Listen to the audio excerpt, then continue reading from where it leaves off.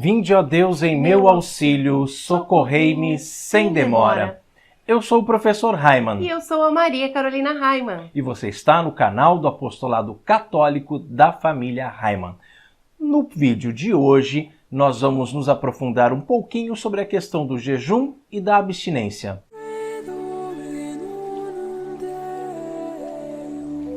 E quando nós falamos sobre os três pilares, o jejum, a oração e a esmola, e mostramos para vocês como eles estão diretamente interligados, como eles estão associados, como não dá para dissociá-los, como não dá para viver um e esquecer os outros dois, ou viver dois e esquecer de um. E aí você que não assistiu aquele vídeo pode conferir, né? Nós vamos deixar aqui o link do vídeo para você poder assistir também, né?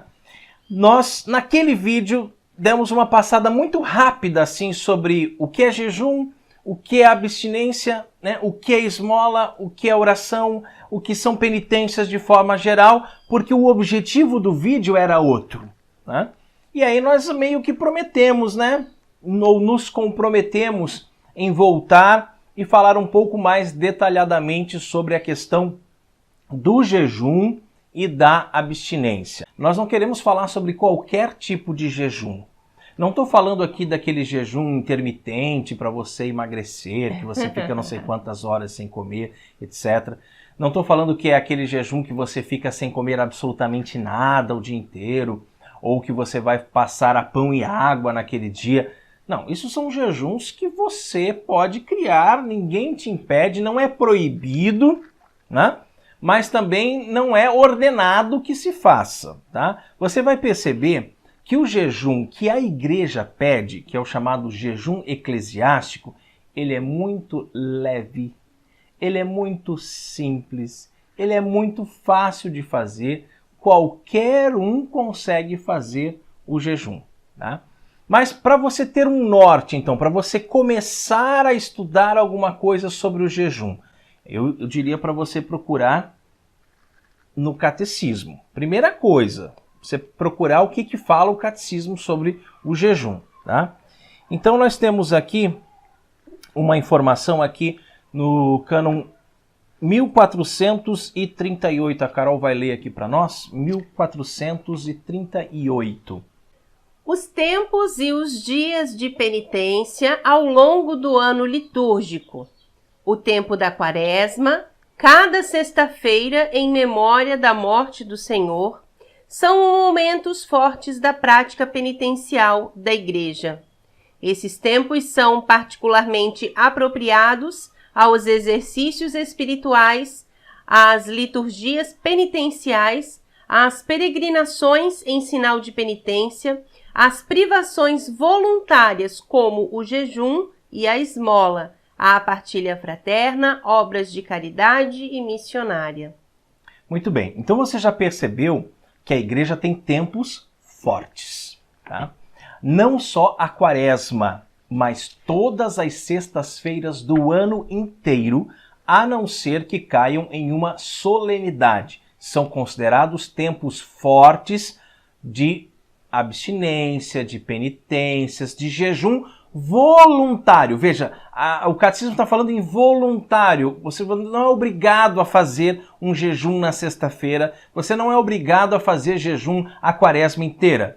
São tempos fortes para práticas de caridade, de esmola, de oração, exercícios espirituais, exercícios penitenciais, como, por exemplo, a via sacra. Né? São tempos fortes. Então, o que nós conseguimos tirar do catecismo é que existem tempos fortes. Claro que você pode fazer jejuns em outros tempos. Será que eu podia chamar de tempos fracos? Não sei. Né? Mas que não seriam esses tempos fortes de penitência. Você poderia fazer durante outros tempos também a penitência que você achar que, né, convém.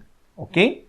Só o que a gente costuma aconselhar aqui no canal é que você não faça penitências no domingo, porque domingo é o dia do Senhor, é o dia da ressurreição, é um dia de muita festa, de muita alegria, porque Cristo ressuscitou.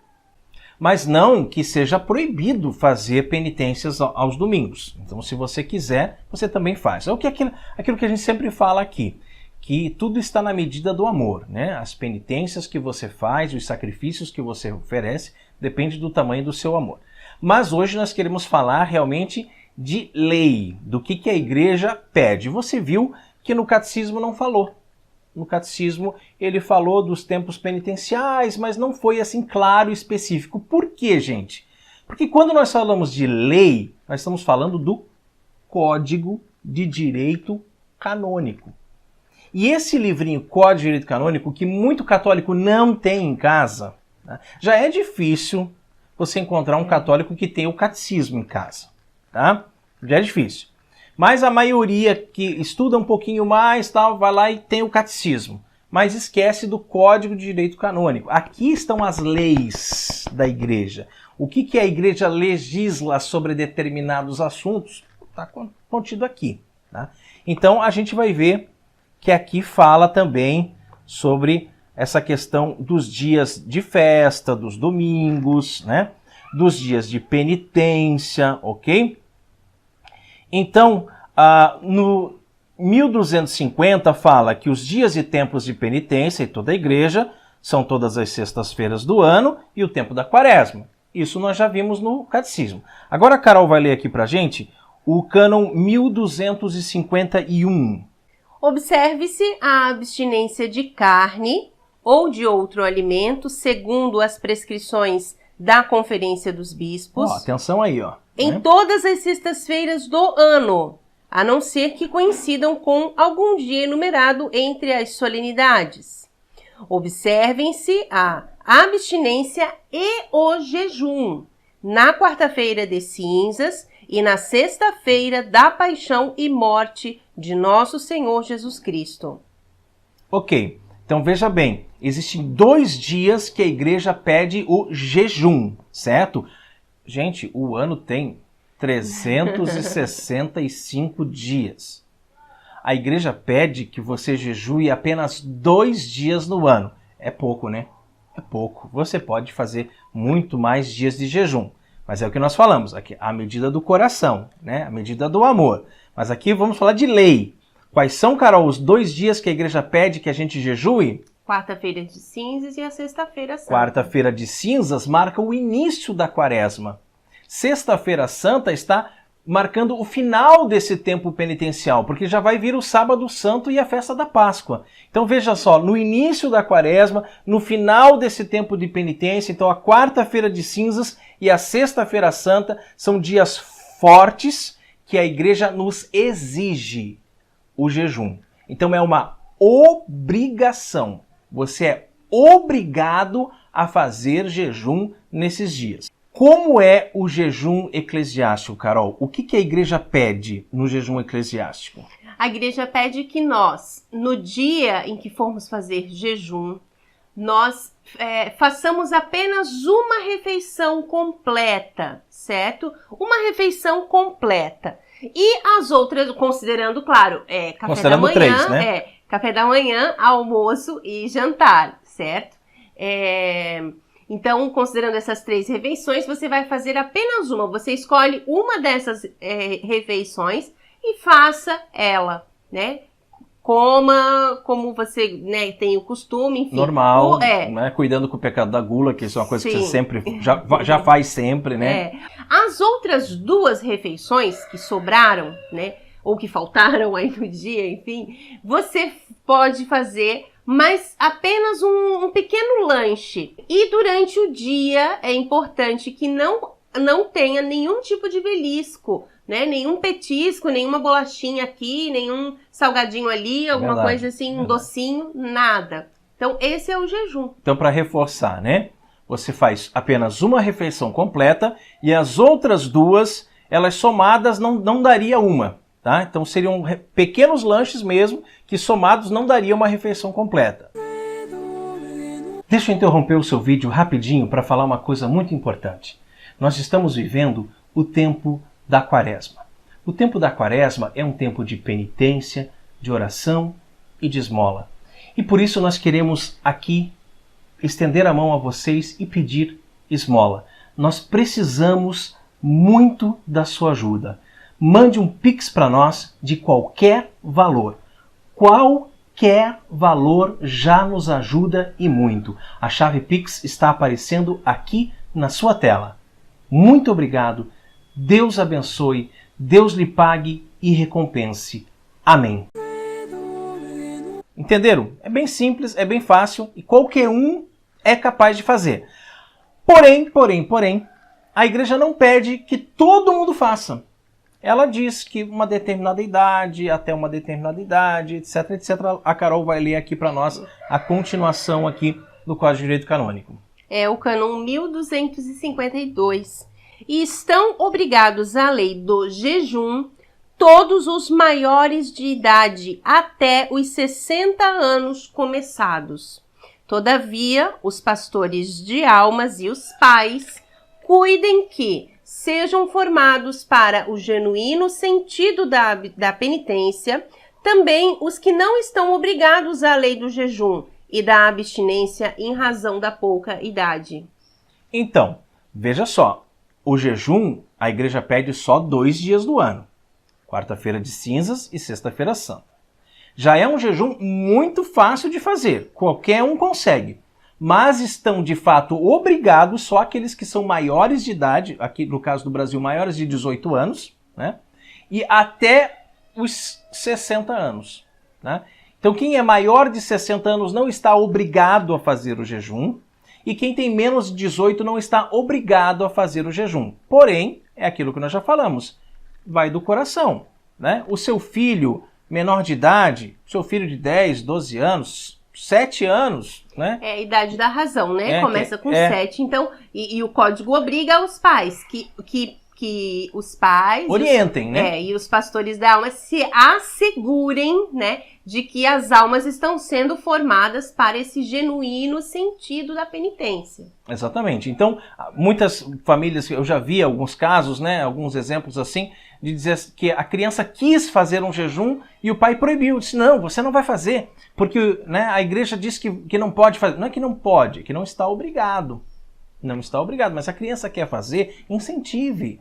Mostre qual é o sentido do jejum, explique o que é a penitência, qual é o sentido da penitência dentro da Igreja Católica e incentive essa criança a fazer o jejum, sim.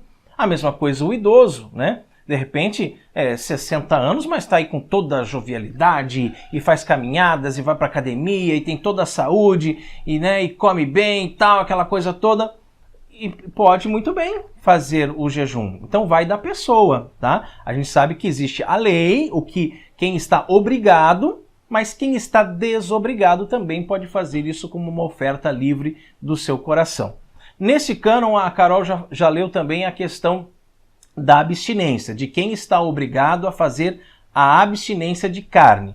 Então, lembrando mais uma vez, abstinência de carne todas as sextas-feiras do ano, salvo se caírem numa solenidade. Então, a abstinência ela começa assim um pouquinho antes, né? A igreja diz que a partir ali dos 14 anos já é possível que esse adolescente, esse jovem faça abstinência.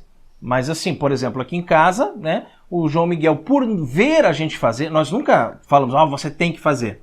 Mas por ele ver a gente fazer, ele já começou a querer fazer também isso bem desde cedo, acho que desde os 7 anos mesmo, desde a idade da razão, né? Então, abstinência a partir dos 14.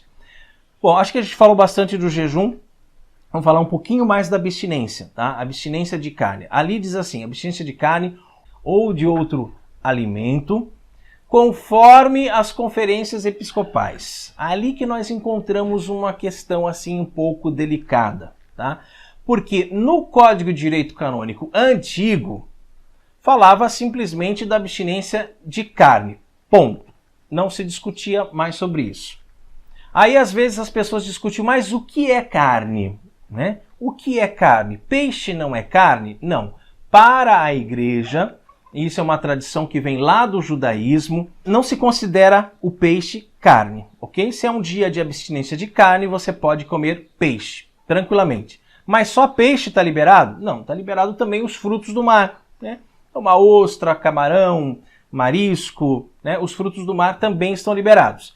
E aí entra uma questão que é a do animal de sangue quente. Embora não esteja descrito aqui no novo Código de Direito Canônico, Nos documentos antigos da igreja isso estava bem claro, tá?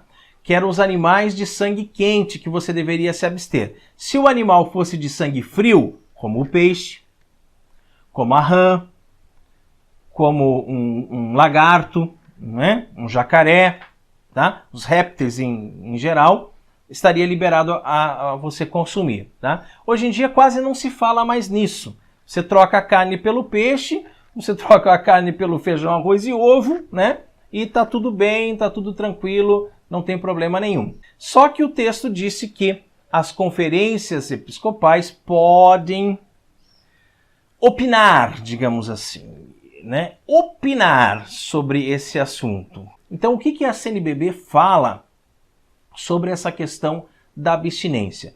Que você poderia trocar por um outro alimento. Veja, não é a orientação da Santa Sé. Não é a orientação da igreja de 2000 anos, você trocar a carne por um outro alimento. Sempre foi carne. Essa troca de alimento é uma coisa muito recente.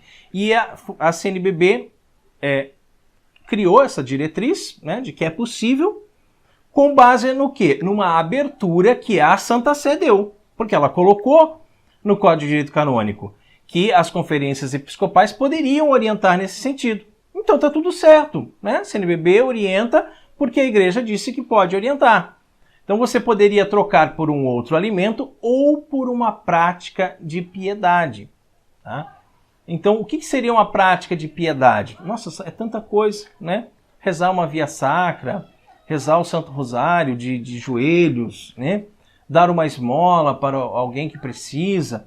Então, de repente, parece que o sentido da sexta-feira, da abstinência da sexta-feira, esvaziou-se. Esvaziou-se, né? Então, o que a gente quer dizer para vocês em relação a isso? Na igreja de 2000 anos, sempre foi abstinência de carne. Então, por favor, continue fazendo abstinência de carne, tá? Isso é opinião minha, é opinião da Maria Carolina, é opinião deste canal, né? Que você não troque por um outro alimento, que você não troque por uma prática penitencial, que você continue sendo católico e você continue se abstendo de carne em todas as sextas-feiras do ano, salvo se cair aí numa solenidade, certo? Tem também a questão, além dos menores de idade e da abstinência dos menores de 14 anos, os doentes, isso, né? As gestantes, mulheres grávidas e que estão amamentando também. E também aquelas pessoas muito pobres, né, moradores de rua, inclusive, se ganharem alimentos que tenham carne, né? Na sexta-feira. Mas, então, basicamente, ficou bem claro, né, gente? Jejum é o jejum eclesiástico, né? É o jejum da igreja. Que nós somos obrigados. Que nós somos obrigados. Você pode fazer outros, mas tem esse que você é obrigado. Na quarta-feira de cinza, na sexta-feira santa. Das 3 refeições principais, faz uma só, as outras duas refeições leves que somadas não dá uma, sem os belisquinhos durante o dia, né? E aí você sabe que são só aqueles maiores de 18 anos e até os 60 anos. A abstinência é de carne, tá? E é todas as sextas-feiras do ano, né? A não ser que caia numa solenidade. Antes de nós terminarmos, eu queria falar uma coisinha que pode dar treta, tá? Não queria que desse treta, mas pode dar treta, né? O que acontece?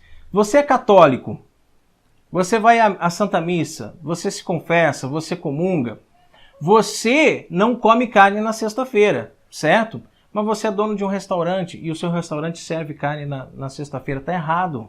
Tá errado. Para de servir carne na sexta-feira, meu amigo. Faz no cardápio diferenciado, na sexta-feira faz um peixe, faz alguma coisa, entendeu? E outras situações, a gente não quer se alongar muito, mas são várias situações nesse sentido, de lanchonetes, de espetinho, que você vende espetinho de carne, churrasquinho na esquina da sua casa, e a gente sabe que você é católico, como é que você está vendendo carne para os... Ah, mas é porque os meus clientes, eles não são católicos. Não, você tem que dar o exemplo. Glória ao Pai, ao Filho e ao Espírito Santo, assim como era no princípio, agora e sempre, por todos os séculos dos séculos. Amém. E amanhã é quarta-feira, é dia de vídeo novo aqui no canal, ao meio-dia, orando com o Padre Pio.